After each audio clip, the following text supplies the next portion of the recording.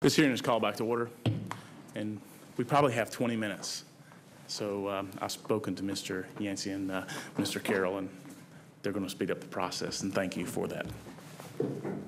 Our next witness is Ken Yancey, Chief Executive Officer of SCORE, the Service Corps of Retired Executives. SCORE has 389 chapters in locations throughout the United States and its territories, with over 10,000 volunteers nationwide. Mr. Yancey, you'll be recognized for less than 5 minutes. Thank you, Mr. Chairman. Mr. Fortenberry, my name is Ken Yancey, and I'm the CEO of SCORE. We appreciate this opportunity to testify. As you know, SCORE is a resource partner with the Small Business Administration. SCORE offers free business counseling and low-cost workshops to small business owners and those who would like to start a business. Since its founding in 1964, SCORE has helped nearly 8 million small businesses. Today, SCORE offers its services through 389 local offices and over 800 branches across the country. Last year, SCORE volunteers provided mentoring to nearly 340,000 entrepreneurs and provided workshops to almost 119,000 people.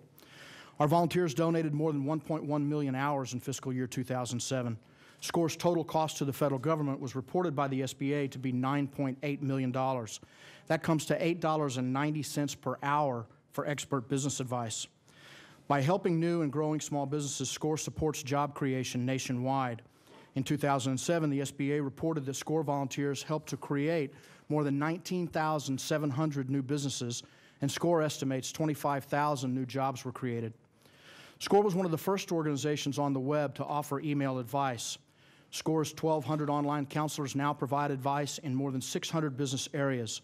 Online counseling represents more than 38% of our total business. SCORE also offers free online information and workshops on how to start, manage, and grow a business. Last year, more than 2.6 million people visited SCORE.org. SCORE offers online resources specifically for women, minorities, young entrepreneurs, baby boomers, manufacturers, and veterans. More than half of SCORE's clients and 25% of our volunteers are women and minorities. Men and women serving in the armed forces can count on SCORE for business mentoring and advice. For veterans who owned a business before being called into service, SCORE can help with marketing, business recovery, and other plans to reestablish and grow their business. SCORE counselors provide assistance for the new SBA Patriot Express Pilot Loan Initiative, which offers loans to help start or grow a business. SCORE volunteers, many of whom served in the military themselves, are proud to support the success of these entrepreneurs. SCORE continues to work to increase outside funding. Last year, SCORE raised more than $1 million in total contributions from corporate and foundation and volunteer sources. While major corporations are interested in reaching out to entrepreneurs through SCORE, they mainly provide funding for specific projects, not infrastructure, not general support, not organizational growth. These targeted donations rarely go into SCORE's general fund, and they cannot replace the dedicated appropriation we receive from Congress each year. SCORE will continue to rely on the federal grant for those operating funds. To meet rising costs, expand services, and modernize operations, we request that this subcommittee consider urging the House Appropriations Subcommittee on Financial Services and General Government to fully fund SCORE at $7 million in fiscal year 09. That additional funding would allow us to serve our clients better. Chairman Schuler, we're here to help entrepreneurs achieve their dreams of success and strengthen the U.S. economy, especially during a time of economic uncertainty. SCORE volunteers help to create 1 new job for every 7 new counseling sessions and 1 new business for every 10 new counseling sessions. That's a valuable economic impact for our nation at a very reasonable cost. We appreciate our partnership with the SBA and the others that are here. Thank you for this opportunity to testify. Mr. Yancey, outstanding job on time. Our final testimony will be provided by a resident of my district who has served a very important role in promoting the region's growth. Carroll is the president and CEO of AdvantageWest, Western North Carolina's Regional Economic Development Commission. Carroll is the past president of North Carolina's Economic Developers Association, where he has helped lead statewide efforts in 2003 to promote passage of landmark legislation through the Economic Stimulus and Job Creation Act.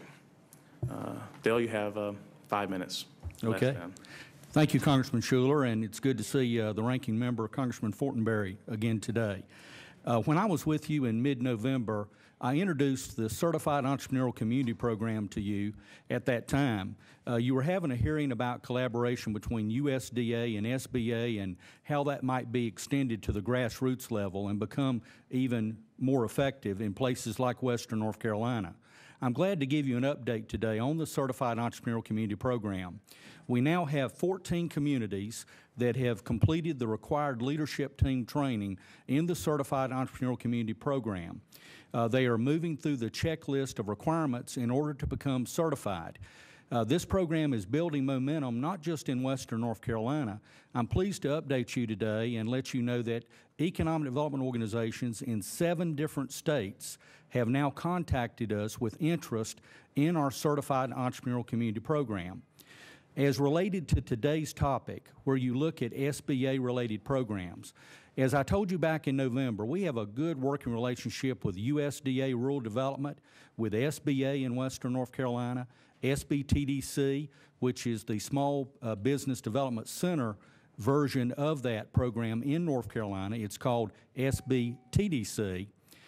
In the case of the Certified Entrepreneurial Community Program, one of the requirements on the checklist is that these leadership teams, including some of the most rural areas of North Carolina, develop better access to technical assistance and capital formation programs for the entrepreneurs in their given communities.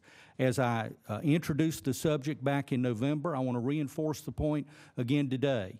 We believe that the CEC program, with the requirement regarding better technical assistance and access to capital programs through organizations like SBA and SBTDC in North Carolina, CEC can be a platform for delivering those services. Let me summarize it this way. Just like it's not practical for AdvantageWest as a regional EDC based in Asheville to have a staff person in all 23 of the counties that we serve, we have to find ways to deliver our programs and services. I would submit to you that SBA and SBTDC, that is funded in part by SBA, could do the same thing like we're doing now through the CEC program. The leadership team in each community is going to be required to not only catalog and promote services like SBA and SBTDC through their brochures, their websites, the campaign that they do with the local business writers, with the media, but they'll also do something called the Blue Ridge Entrepreneurial Council Forum Series, where they will have ongoing workshops where SBA experts could come in and make presentations, where SBTDC staff could come in and meet entrepreneurs firsthand on a regular scheduled basis. A real economy of scale could be picking up by doing things this way in Western North Carolina. As I close, let me thank you again for including our program in your hearing as you look at these and other important subjects. And if I can answer any questions about how the Certified Entrepreneurial Community Program can be a platform for delivering SBA and SBTDC services at the local level, I'll be glad to talk about that. Thank you. Thank you, Mr. Carroll. At this time, we'll open it up for questions. Mr. Prakash, is that the proper pronunciation? Prakash. Mr. Prakash, I apologize. This year, Congress gave $97 million to the SBDC program for the modernization and expansion of its services. 6 months into the fiscal year, the state SBDCs have not received any of its resources or its funding at this point. When will the agency allocate the $97 million? Chairman, we've actually allocated those funds as of this week. Part of the holdup was our consideration for some of the new legislation that had been passed, specifically the energy bill and the veterans bill, and making sure we had the right amount of money. We didn't want to promise something that we couldn't deliver on, and so we did provide those accurate funding numbers actually as of Monday this week. Was that noted to the folks that it was going to take that amount of time? I mean, 6 months is an awful long time. Sure. I think we all would have loved to provide that earlier. It hurts our own planning, in fact, sure, to not provide that sooner. We've been working closely with Mr. Wilson here and his board chair, Ms. Keenan, to make this happen as soon as we could. And a lot of that had to do with some of the questions that were left open in terms of the authorizing language and the appropriating language, and bringing those together so we were synced up. Very good. And obviously, as we well know, everything up here does move extremely slow. Absolutely. What has the SBA done to ensure that the programs are keeping pace with the changing demographics of our veterans population? Well, I think, I'd love to also allow my peers to respond, because they're the ones on the ground delivering those services every day. I can tell you that from our point of view, we have a large emphasis on veterans service through all of our partners. Our online training speaks directly to veterans, particularly when it comes to our Patriot Express loan program. That's been a great success. And it's a core mission of our agency. It has been a core mission, and it's something we think about very seriously every day. As far as the changing demographics of veterans, obviously there's a lot of return veterans. We're tapping into some of the transition assistance programs, particularly those resource partners who are located near places where there is transition happening, the larger military installations. And again, I think the response has been tremendous, particularly through the SBDCs and the Women's Business Centers and the SCORE program equally have served a disproportionately larger share of the veteran population.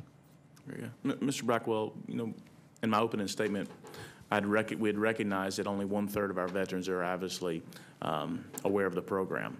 Do you agree with that part? And it's okay to disagree. Yeah, absolutely. I mean, we're one of the best kept secrets in Washington, let alone in the other cities and rural communities. We'll help fix that. Yeah, it is a serious issue. As I mentioned, one of the core problems really evolves around the fact that we don't know who those people are until they self-identify. Sure. I've often used the term, there's 3 times that a person drowning uses. Hey, I'm out here. Second time, I'm in trouble. The third time is goodbye. We're getting our veterans somewhere between 2 and 3. Very good. They've gone through the traditional sources, the VA, the SBA. They may be confused by the website. They may not be close to an SBDC. They aren't close to a DOL one-stop, and they're really confused about how to get through the process. Sometimes we get them at the point where they've just abandoned all hope. So we absolutely agree there has to be a better way to get the message that there is an organization that works with all of my friends here at the table today that is consolidating the salient points for them to start or be successful in a business that's already there. And I'll note that, I met recently with our veterans, our VFW and our American Legion, and they're having the exact same problem, reaching out to our veterans. And part of it is just the mental state after coming back home is the mental stress that they're under, that particular time, that when they're leaving, that's the last thing on their mind. I think it is 2 really flavors of ice cream here. The first is our guys are coming back much faster. So they're coming back from a theater of activity back into a civilian life without those transition times that are so crucial for them to readapt to a peacetime environment at home.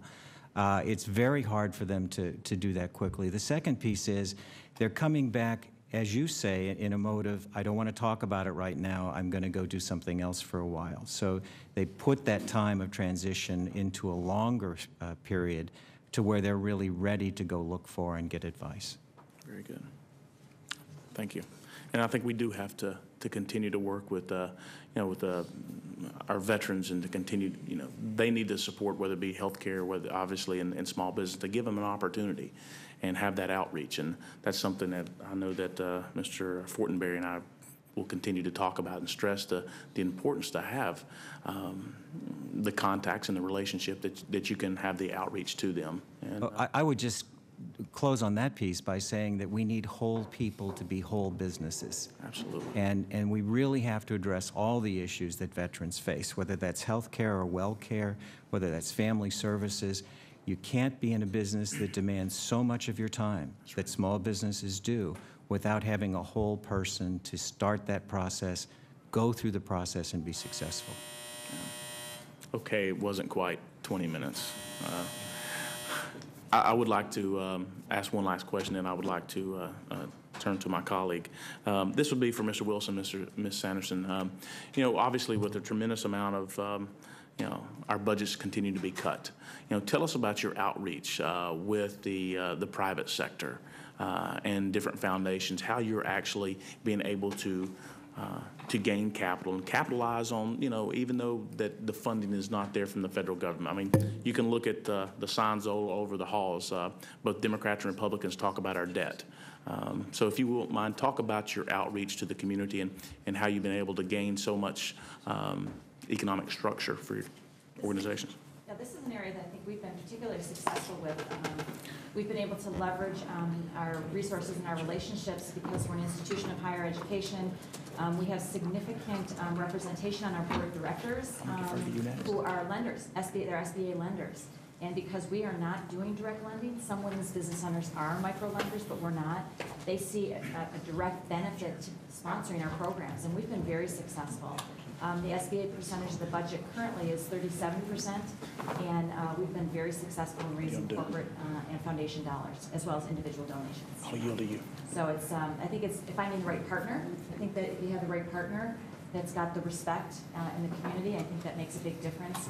And then showing that there's really something in there for them. There's a benefit for these banks to want to sponsor programs they have access to our clients.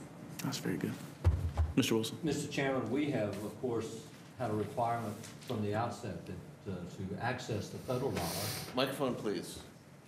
We have to raise a non-federal dollar.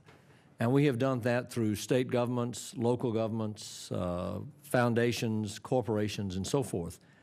One of the issues is the whole design of the program was that the federal dollar would leverage the non-federal dollar. And so when you get states that match and the federal dollar never goes up, the states are not likely to go up. And now, with this current economic downturn, all you have to do is look at foundations. You see where their stock portfolios are going. You see banks, which have often been very helpful for us because we bring them high-quality loan candidates. Their dollars are declining. States that are facing severe budget deficits, which by law, by their state constitutions, they cannot have, they're cutting back. And so the issue now is not the same rosy outlook in terms of getting matched that it was, say, 3 or 4 years ago. And quite frankly, we encounter all the time, if the federal government doesn't believe in this program, we're not going to start pouring a lot of money into it. Fortunately, with 208, with the help of Ms. Velasquez and others, we've been able to change that. And I hope that the match, I've had several people tell me that has resulted in new match for them. But we've had some states that are in such dire stress for their budget, they've had to cut back on some of our match. At this time, I'd like to recognize Ranking Member Mr. Fortenberry for his questions. Thank you, Mr. Chairman. First of all, let me thank you all for your patience through the disruptions today. And let me give a little speech, a little editorial comment, and then I'll go to my questions as well. This is an oversight hearing, obviously, as members of Congress who are charged with responsibility for this area of federal spending. It's our responsibility to make sure taxpayer monies are used prudently and wisely. But I think you'll find in us, some oversights hearing can be a bit raucous and contentious. And of course, if there's something wrong, we need to find it and point it out. But I think the spirit in which we approach this through the leadership of the chairman has been a working partnership. If you see things that aren't right, if you see things that could be done better, if you can enliven your work with a spirit of entrepreneurship so that we can use our limited funds most efficiently, expand where appropriate, maybe pull back on things that are dated and no longer apply, that's very helpful to us in helping you do your jobs as well. And in that regard, let me ask you, Mr. Prakash, I appreciate your comments. Emerging 200, a targeted program for inner cities. You have something under consideration for rural communities that would be concentrated like the Emerging 200? Thank you for the question, sir. Right now, the Emerging 200 is sort of is standing alone as an inner city program. Certainly for rural entrepreneurship, we've had a number of interesting programs go through. First of all, Rural Lender Advantage, which I know again my colleague Mr. Zarnikow has briefed this committee on, or the broader committee.